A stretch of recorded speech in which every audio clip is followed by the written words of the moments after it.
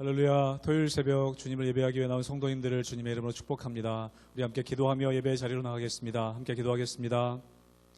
하나님 아버지 감사합니다. 오늘 이 새벽에도 여전히 주님 우리를 바라보시며 우리와 동행하시길 원하시는 주님의 은혜를 우리가 바라봅니다. 오늘 주님과 함께 동행하는 하루 될 수 있도록 은혜 허락하여 주시옵소서. 감사하며 예수님의 이름으로 기도하옵나이다. 아멘.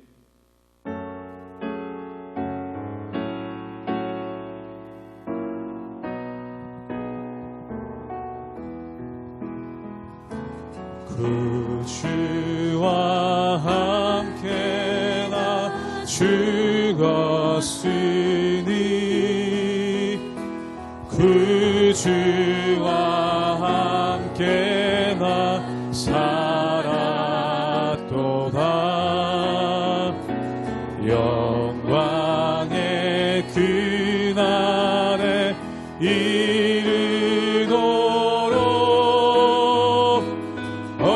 언제나 주만 바라보. 2절로 고백합니다. 맘속에 시험을 받을 때 맘속에 시험을 받을 때와 무거운 근심이 있을 때에 주께서 그때도 같이 하사 언제나 나를 도와주시. 언제나 주는 날 사랑하사 언제나 주는 날 사랑하사 언제나 새 생명 주시나니. 영광의 그날에 이르도록 언제나 주만 바라봅니.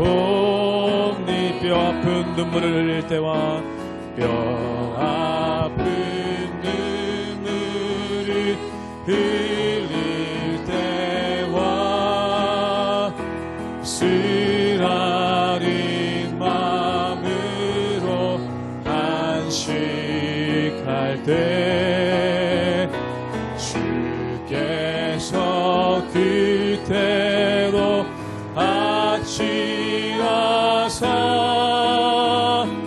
언제나 나를 생각하시. 내 몸에 약함을 하시는 주, 내 몸에 약함을 하시는. 못 고칠 질병이 아주 없네. 못 고칠 질병이 아주 없네. 괴로운 날이나 기쁜 때나 언제나 나와 함께 계시. 언제나 주는 날 사랑하사 언제나 주는 날 사랑하사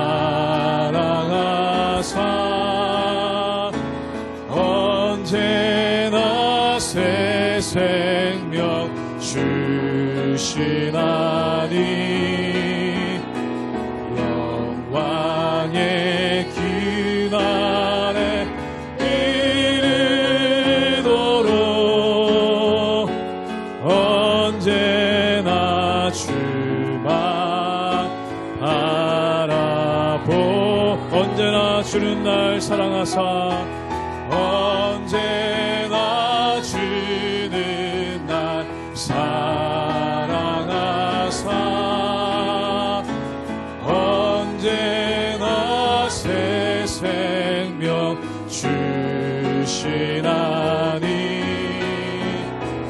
영광의 그날에 이르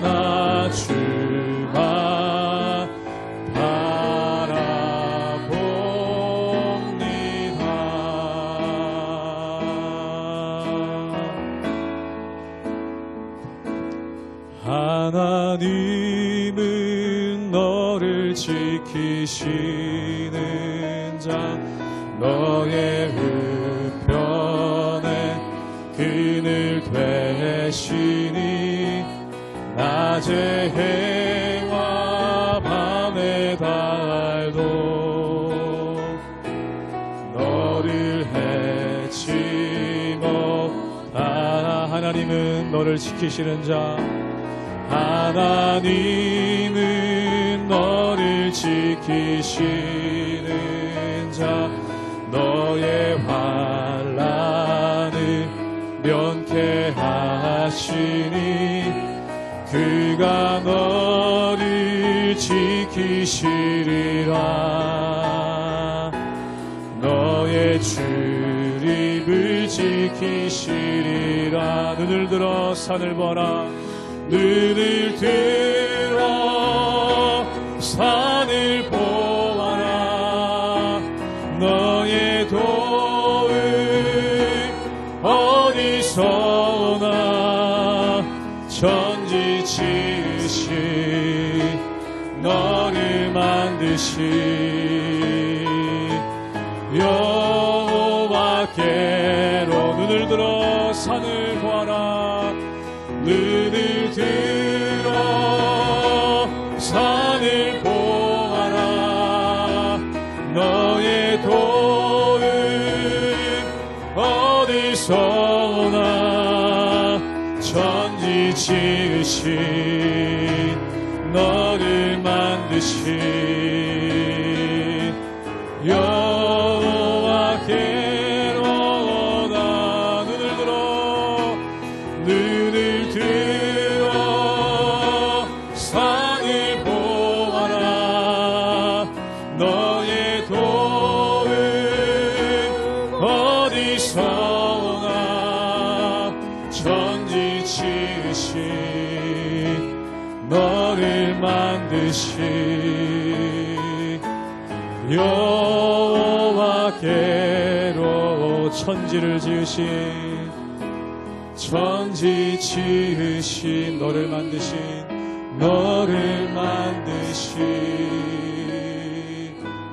여호와께로다.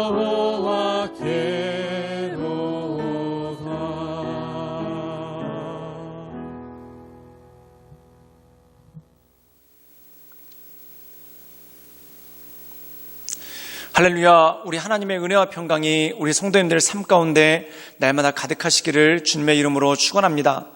우리가 삼손에 대해서 그동안 계속 묵상을 했습니다. 그런데 이 삼손이 다른 사사들과 달랐던 것은 무엇입니까? 다른 사사들 때는 이 사사를 중심으로 이스라엘이 결집해서 이방 민족들과 대적해서 싸웠다는 것입니다. 그리고 이스라엘 민족의 정체성을 지켜나가려고 애썼다는 것이죠. 그런데 삼손의 때는 어땠습니까? 삼손이 특별하게 거룩하게 되고 또한 부름받은 하나님의 사람임에도 불구하고 그가 블레셋 여자들을 사모해서 블레셋 문화에 서서히 녹아가는 그러한 모습이 있는 것을 보게 됩니다. 결국 드릴라라는 여자에게 빠졌다가 그 여자로 인해서 머리카락이 잘리고 비참한 최후를 맞게 되죠. 그런데 이 삼손이 드러내는 것은 바로 이스라엘의 모습이라는 것입니다.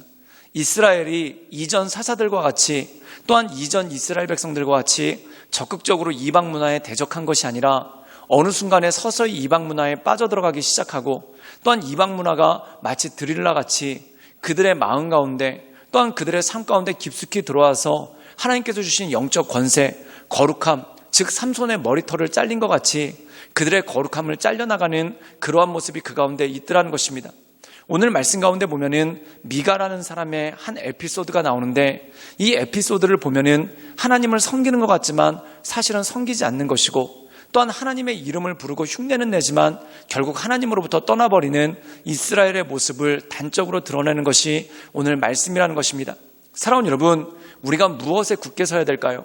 내 소견에 오른 대로, 내 마음에 내 생각에 오른 대로 행하는 것이 아니라 하나님께서 진정으로 기뻐하시는 것이 무엇인지 그것을 마음 가운데 새겨서 거룩함을 유지하고 하나님 보시기에 합당한 삶을 살아가는 것이 굉장히 중요하다는 것입니다.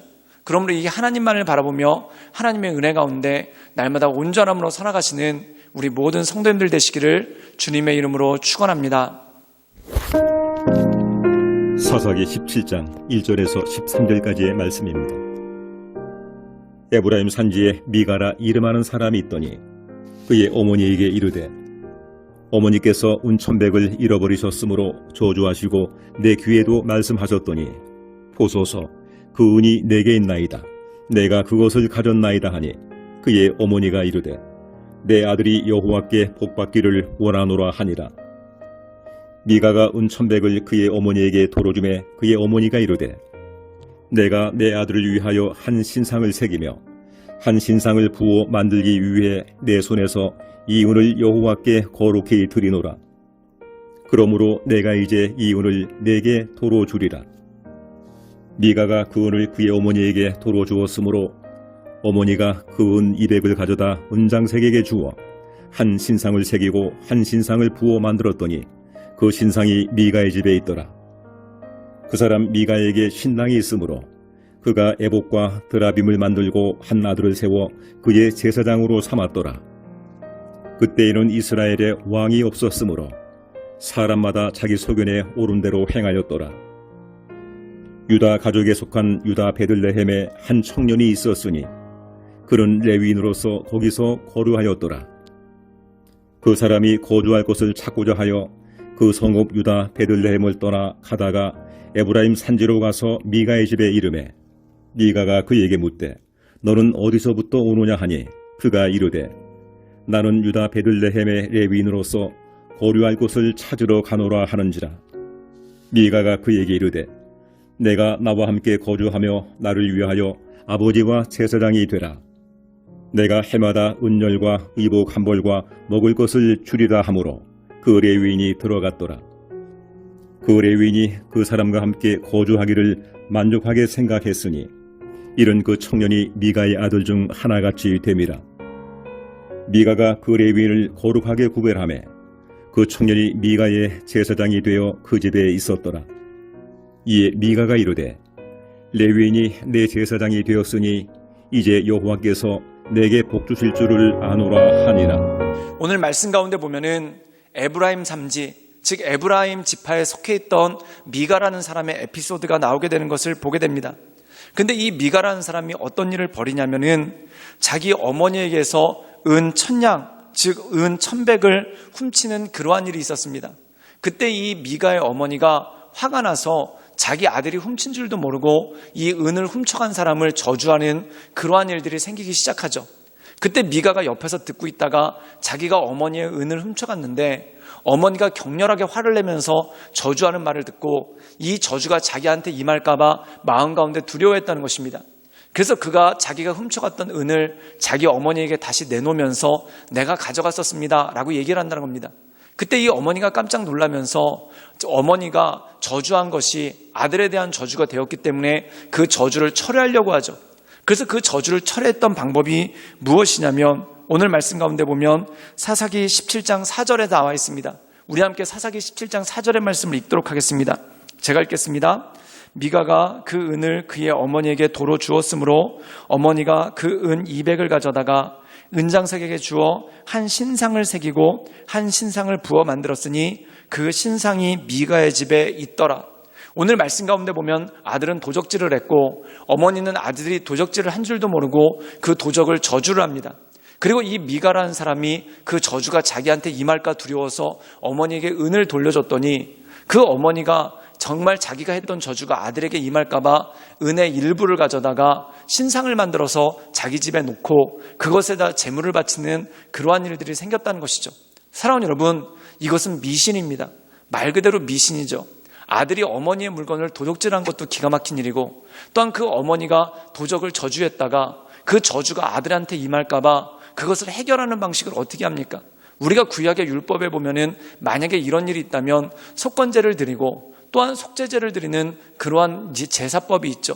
그런데 그들이 하나님께로 나가질 않고 이방인들이 하는 것 마냥 신상을 만들고 그 앞에서 잘못을 비는 그러한 일들이 있었다는 겁니다. 사랑하는 여러분, 이들이 하나님을 믿는 것 같지만 하나님을 어떻게 믿는 것이 옳은 것인지 또한 하나님의 뜻이 무엇인지 모른 채 자기들 나름대로 열심히 하는 그러한 모습이 있다는 겁니다. 사랑하는 여러분, 하나님의 말씀 없이 자기 나름대로 열심히 하면 어떤 일이 벌어지는가? 우상이 생긴다는 겁니다. 그런데 이 어머니의 나름대로 열심이 그것에서 끝난 것이 아니라 미가에게도 그러한 열심이 동일하게 오는 것을 보게 됩니다. 우리 함께 사사기 17장 13절의 말씀을 읽도록 하겠습니다. 제가 읽겠습니다. 이에 미가가 이르되 레위인이 내 제사장이 되었으니 이제 여호와께서 내게 복을 주실 줄을 아노라 하니라.